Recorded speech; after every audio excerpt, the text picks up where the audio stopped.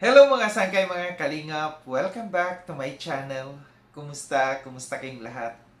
So for today's video, gagawa ko ng reaction patungkol dito sa umuugong usapan ngayon, no? Between dito kina Tata, kay Maria Ligaya, kay Mikoy, no? Na merong mga nasabi dito si Mikoy patungkol dito sa dalawa, sa kanyang mga dating founders, no, ng Mikris. Pero bago ang lahat, no, shoutout muna kay Kuya Val Katen na kay Kalinga Prab, kay Tita Mina Harmilio, ang tita kong Viots, kay Manay Tere ng San Diego, California, kay Tita Sal ng Illinois, and kay Tita Pia Pin ng Australia. At sa inyong lahat na patuloy na sumusuporta at nagmamahal kay Sangkay, mega love shoutout. So dako tayo dito sa ating pag-usapan. Meron akong paririnig sa inyo, no?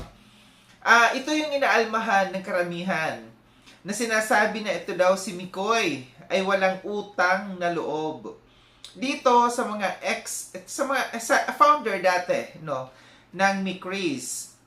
Na alam natin kung sino ang founders dito, sina Kalingap Tata at saka sina Maria Ligaya, no.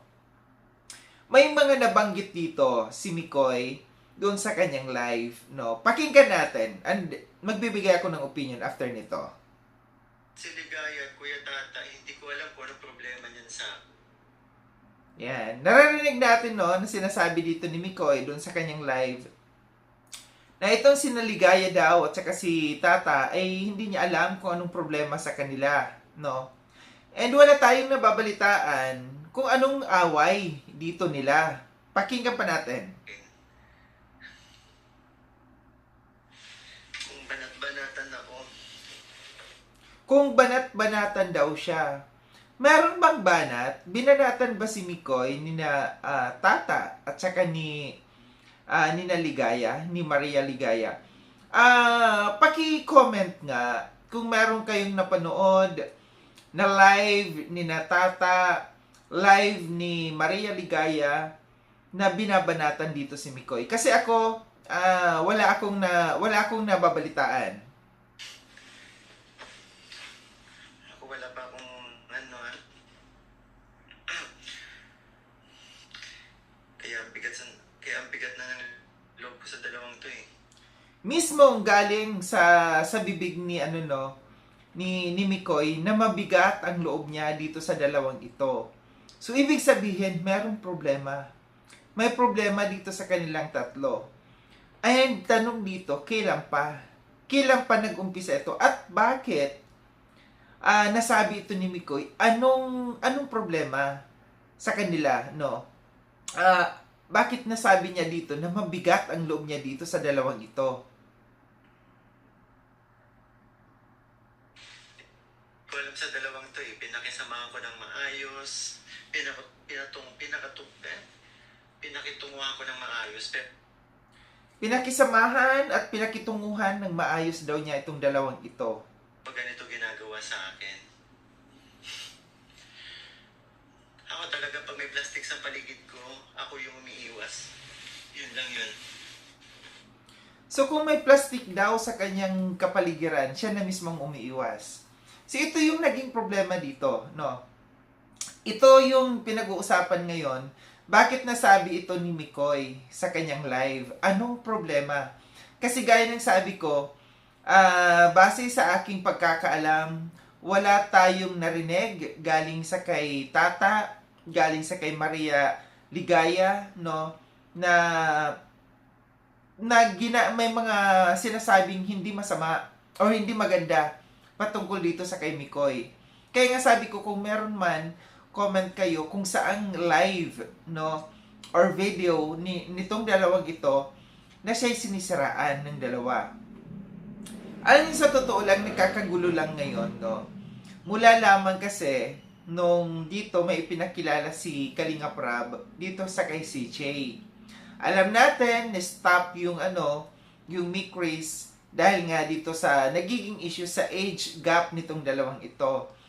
And may ipinakilala si Kalinga Prab dito sa kay CJ na same age niya, no? So dito yung mga followers medyo umaalma dito. Na bakit merong ipinakilala. Meron akong nakita na na post sa isang FB page na kinukumpara si Mikoy at saka yung bago no na ipinakilala dito ni Kalinga Prab. Ang layo daw ng itsura. Hindi nila matanggap na ganun yung itsura ng ipapartner or itatandem dito sa kay CJ. Sa totoo lang, nag-overthink lang yung karamihan. Medyo inuunahan lang talaga ng iba yung pag-iisip nila. Pinapakilala pa lang ni Kalinga Prab. Hindi pa sinasabi ni Kalinga Prab na magiging partner o magiging tandem ni CJ itong ipinakilala niyang ito. So, marami din kasi talagang mga nagiging issue dito. Unang-una, may mga issues din na sinasabi na mas marami daw mga sponsors itong si Mikoy kaysa dito sa kay CJ. Ito yung mga naririnig natin, no? And parang lumalabas, no, na mas naging beneficiary pa si Mikoy kaysa sa kay CJ, which is alam natin na si CJ ang beneficiary ng Kalingap. Pero mas lamang ng sponsors si Mikoy kaysa dito sa kay CJ. So yun yung mga nagiging problema dito. So marami din mga nagsasabi magkabilaan ang mga issues dito na nagiging mayabang na si Mikoy. Si Mikoy ay nagtayo ng sarili niyang grupo, nagtatayo ng sarili niyang grupo.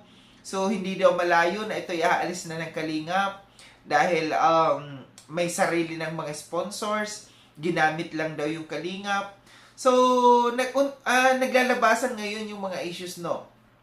Mula nung na-stop itong tandem ng Mikris na ito. And nadagdagan dito sa mga pahayag na ito ni Mikoy, no?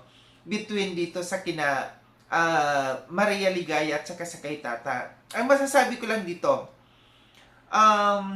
ipahayag ninyo, Mikoy, ipahayag mo kung ano yung problema, ipaalam mo sa mga tao, kailan pa nag-umpisa yung problema ninyong tatlo, ano yung nagawang mali nitong dalawa, ni Tata at saka ni Maria, no?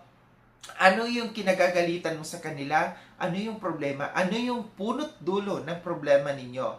Hindi yung nandiyan sa live, ipapaalam mo lang. Kasi kagaya ng sabi ko, wala tayong naririnig. Mula dito sa dalawa, kina Tata, kina Ligaya, na binabatikos ka, na binabanatan ka.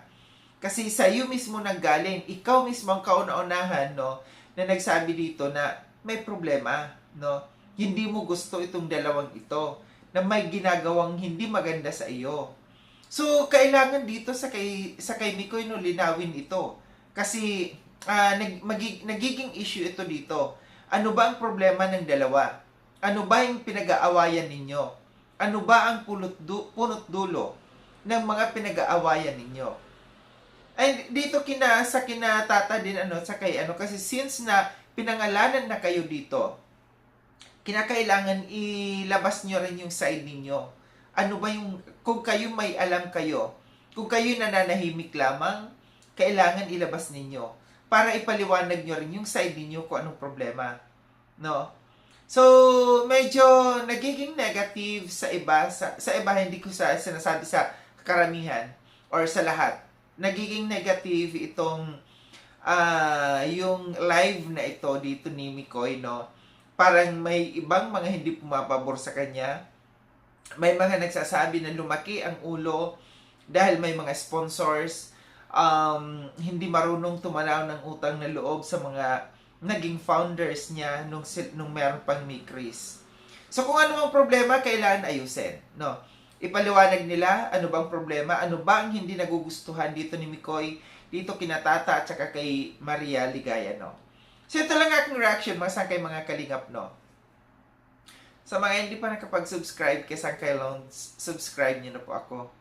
Click yung notification bell para updated kayo sa lahat ng mga videos na aking gagawin. Like and share itong video na itong mga sangkay. Kita-kits tayo ulit sa susunod na video na aking gagawin. Ingat kayo sa andako ng mundo man kinaroroon. Paalam na mga sangkay mga kalingap, paalam.